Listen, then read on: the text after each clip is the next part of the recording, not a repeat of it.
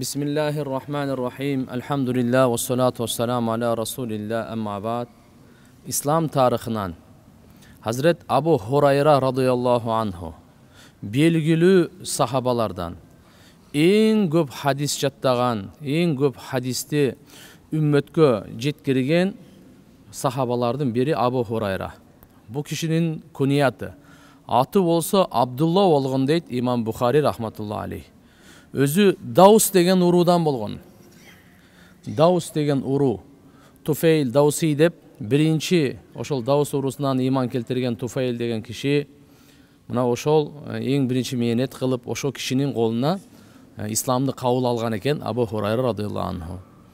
Bir jolu Tufayl Dausi ayılına varıp Allah'арды imanға çakırsa, Allah uqbay, buğa karşılık kılganda Peygamberimize gelip Ya Resulallah, mına men alarga жақшылық қалап, жақшылыққа чакырсам, уқпай атат. Буларга bir teskeri dua kılыңызчы деп сурап келгенде Пайгамбарыбыз teskeri dua кылууга мен жиберилген эмесмин. Аллахумма хди даусан ва атибихим. Ya Allah, bu Daus urusuna hidayat berген, жана мусулман кылып мен алдым, алып келгин деп дуа кылганда. Мына Абу Хурайра разияллаху анху ушу 7-ci hicride İslamды кабыл алып, 80дей сахаба менен gelip Peygamberimizin şaharına Madinaga gelip oturuktashıp kalgan.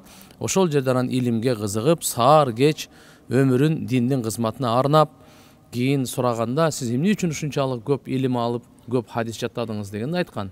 Mekkelikler gelip sodasında alek bolup, Medinalıklar bolsa dıykançılığında alek bolup, al endi men eптеп bul kişide kursağım toysa ele boldu dep Peygamberimizin etегин bekem karmap sağır geç Mayeginde suhbatında birge olup uşunda ilimge жетишкен.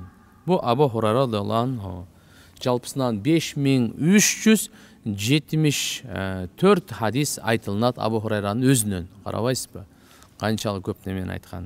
Allah Taala'nın kudreti жануарларды Allah Taala жаратып, her bir жануарга özüne жараша ün bergen de.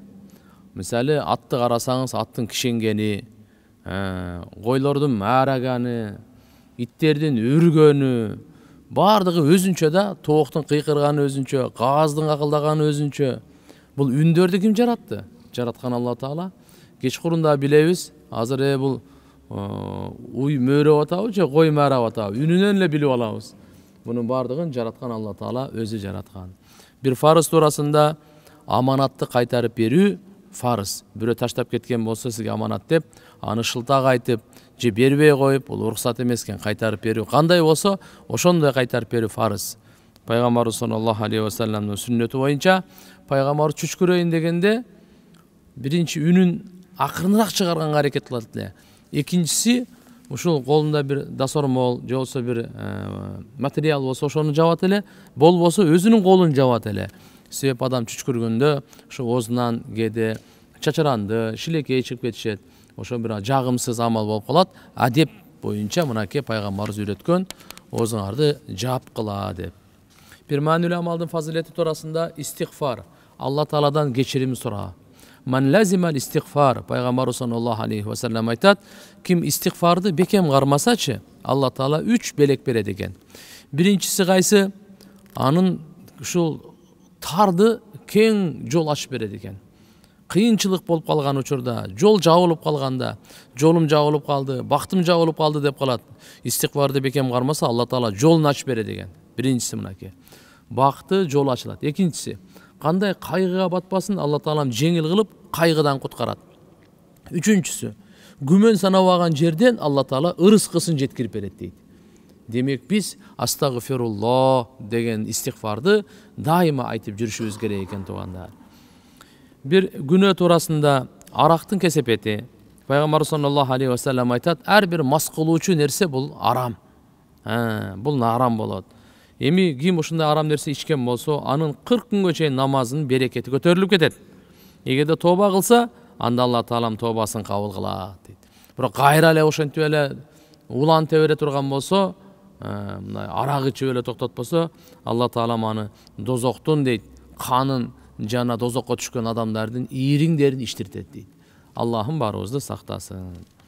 Ахирет туурасында Кур'ан-ы Каримде айтат, бейиштин дарыялары. Мынакей. Алла Таала ушу бейиште ушундай дарыялар, суунун дарыясын жаратып койгон, эч бир өзгөрбөгөн, тунук. ушундай бир сүттөн дарыя болот экен. Сүт болбосо өзү ийрип кетет, бузулуп кетет, даамы өзгөрүп кетет. Жок, ийрибеген, өзгөрбөгөн, ушундай аябай даамдуу, таттуу Алла таалам бейиште ушул сүттүн дарыясын жаратып койгон. Андан кийин ичимдиктердин, ичимдик дегенде адамдын башын оорутпай турган ушундай ичимдиктер. Анан эми төртүнчүсү бал. Балдын дарыясы агат экен, элестетиңиз. Балдан болгон дарыя. Пайгамбар саллаллаху алейхи вассалам медицинасынан курма менен дарылануу. Курманын көптөгөн касиеттери көп.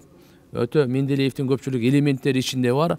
Курма бул азык катары. Пайгамбарыбыз айткан, кээде курма адам курма жеп жүрсө дейт, мына ол кабыргалардын алды ооруп калат го, көп басканда талып калат го, ошол оору жок болот экен да, курма жеп жүргөн адамдын. Кур'ан-ы Карим насааты, Кур'анда Алла Таала айтат, качан силерге бирөө ассаламу алейкум деп салам айтса, ошо саламдан жакшыраак кылып салам кайтаргыла. Ва алейкум ассалам ва рахматуллах деп кошупчу. Болбосо ошол өзүндөй кылып салам кайтаргыла дейт. Себеп деген туугандар, биз салам айтуу өзү сүннөт, бирок саламга жооп берүү важип, бул милдеттүү болот. Ошондуктан иншалла дайыма биринчи салам берип турган киши текеберликтен таза болот деген пайгамбарыбыз. Ал-бади бис-салам бария минал кибр. Текеберликтен таза болот экен. Биринчи саламдашканга аракет кылышыбыз керек экен. Алла Таала муккан айткан маселеге амал кылганга, башкаларга жеткирген күч кубат берсин. Субхана роббика. Алхамдулиллахи раббил аламин.